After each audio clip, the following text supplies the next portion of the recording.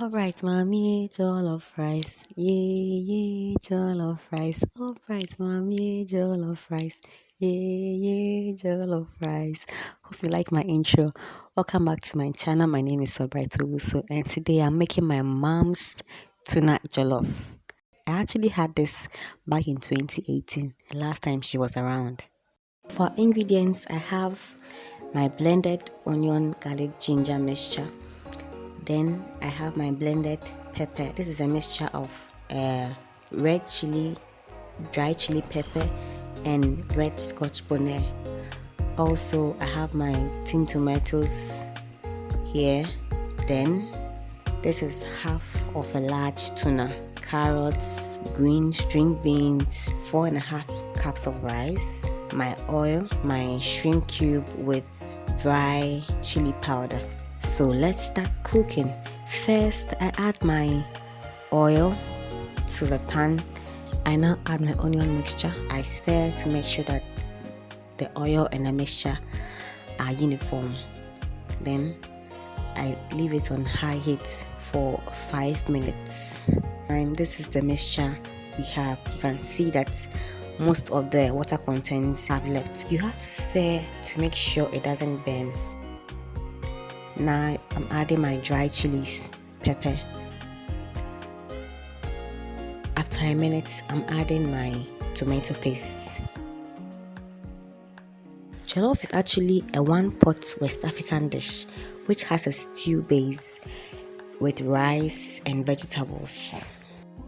I'm now adding my blended pepper. Follow my detailed ingredients in the description box below. Don't worry, it won't get too spicy. After a few minutes, when it's cooked through, it's now time to add the fish. So I'm adding my tuna, then I follow with my shrimp cube and a tablespoon of salt. This is all you need for the recipe. So I'm making sure that my stew coats my fish evenly. Then I'll leave it on fire, still on medium heat, for just a minute before I add my rice. I'm adding 4 cups of rice to this stew mixture for the jollof. When you add your rice, you have to stir the mixture well so that the stew evenly coats every grain of rice. I'm now adding 30 ml of water, which I use to wash my blender out. You know, I'm going the African way, no waste. Cover the food and leave it on fire for 20 minutes or till the mixture gets firmer. Guys, take note. There's a rule when making jollof. That is to stir, and stir again. You stir for uniformity in color and you stir so that every grain tastes the same. At this point, when the mixture is firmer, I create holes into it so that the heat from the base of the pan would escape to the top and cook it uniformly. And I cover it with my aluminium foil. Some people choose to use rubber, some people choose to use napkins, but I prefer the aluminium foil. My rice is now ready. After I placed the aluminium foil on it, I cooked it for 20 extra minutes.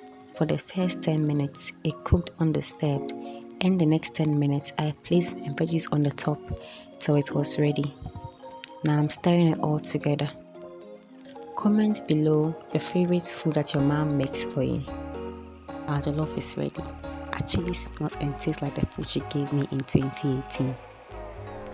Let me know how yours comes after you try out this recipe, and send me pictures on Instagram at Albright Loves Food. Don't forget to subscribe to my channel for amazing food content, and also follow me on Instagram at Albright Loves Food.